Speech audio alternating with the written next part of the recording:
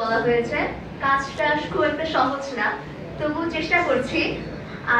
একটা পুরস্কার আমাদের মতো স্টুডেন্ট যারা শিক্ষা ব্যবস্থার সাথে জড়িত আছে তাদের কাছে লাইট হাউসের মতো।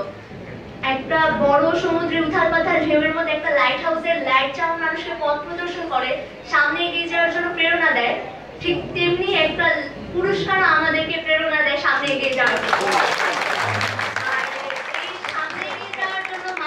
লাইট হাউসটা তৈরি করার জন্য এই সমিতির সাথে ছোট থেকে বড় যত প্রতিষ্ঠানের যত লোক আছে, যত আঙ্কেল আন্টি আছে, সবার কাছে আমি আন্তরিকভাবে ধন্যবাদ দিচ্ছি। আর বাবা মাকে ধন্যবাদ দেওয়ার মতো দুঃসাহস আমি করতে চাচ্ছি না, কারণ আজকের দিনটা আমার জন্মদিন, সেইটা বলার জন্য হচ্ছে।